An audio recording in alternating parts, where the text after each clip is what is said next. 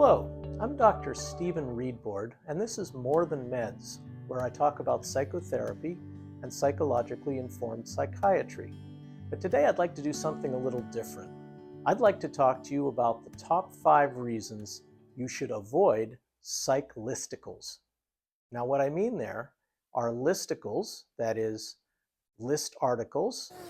You'll see many of them on YouTube, on blogs, and everywhere else. And the one specifically about psychology, psychotherapy, and human relationships. Here's why you should avoid them. Number 5, the number is completely arbitrary. Do you think people actually know that there are 5 ways to spot a narcissist or to tell if your spouse is cheating on you, and they're going to list the 5? Of course not. They decide first that they're going to make a list of 5 things, and then they come up with 5 of them.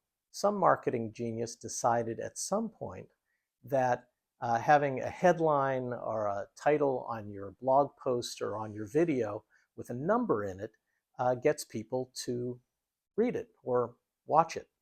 As a matter of fact, it tends to have people go through the whole thing instead of stop part way. And that's very important for readership or viewership on a medium like this. Coming up with the number first and working backwards is very similar to what's called a backronym.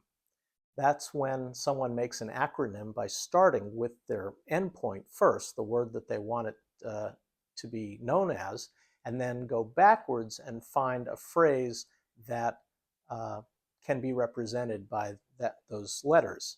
Listicles are like that too. There aren't exactly 5 ways to know if your boss is a sociopath or your spouse is cheating on you or anything.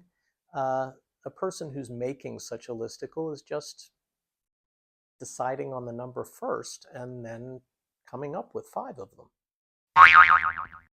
Number 4 is that listicles create artificial hype. What's the point of this? To get you excited about what it is you're about to read or watch on the video. What's wrong with just learning something?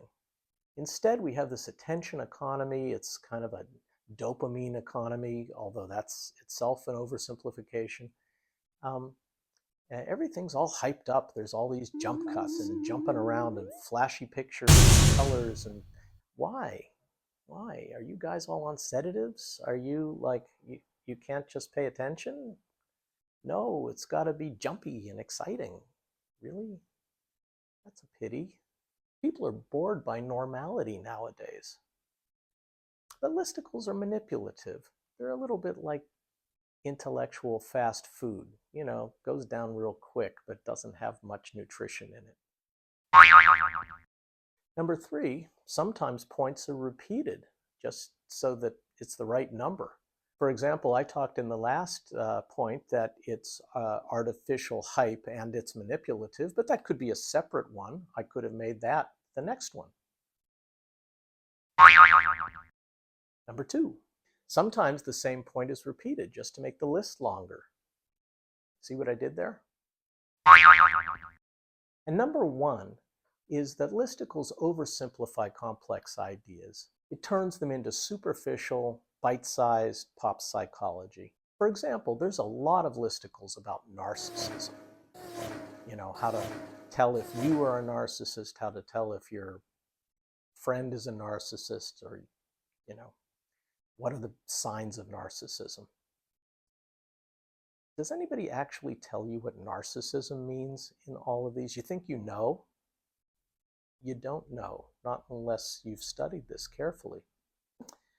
This is a book called Borderline Conditions and Pathological Narcissism, written in 1975 by Otto Kernberg, who was one of the founders of the American Object Relations School of Psychoanalysis.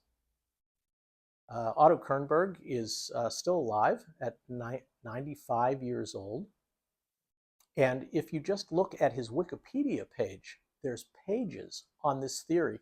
This book is 350 pages long, and it's a discussion of the nature of narcissism, that there is normal and pathological narcissism, Narcissism is something that exists in all of us to some degree. It talks about how it arises. It talks about various ways it can be recognized and various forms it takes. Do you think you're going to find 4 ways to identify a narcissistic person in Dr. Kernberg's book? I don't think so. Likewise, diagnosing ADHD and PTSD is not from a checklist. So many people get themselves all in an uproar because they have some checklist they found online or on YouTube where, oh, gee, do I have this or do I have that? It's misleading. It makes people worry, for one thing, which is unfortunate. If these things were easy, we wouldn't have to go to school so long. So don't get me wrong, I actually am very much in favor of public education and public outreach about psychological issues and issues having to do with human relationships. It's why I make these videos, for example. But it's important to be clear that this isn't simple.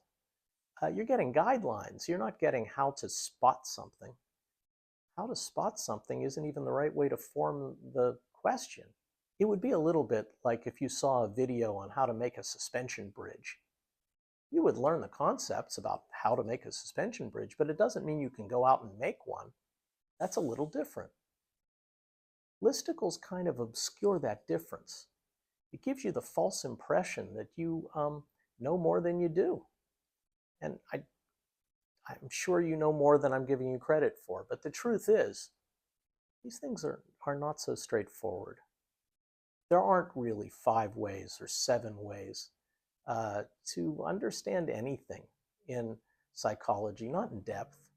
It just can't be done. So yes, educate yourselves about psychological ideas and principles, learn some of the basics, learn some of the cardinal signs of these various disorders or various personality traits. But don't get that confused with really understanding what the subject is about, because it isn't the same thing. So that's it for today. I welcome your questions and comments below. If you like what I'm doing here, please subscribe. Please check out another video, and I will talk to you next time. Bye.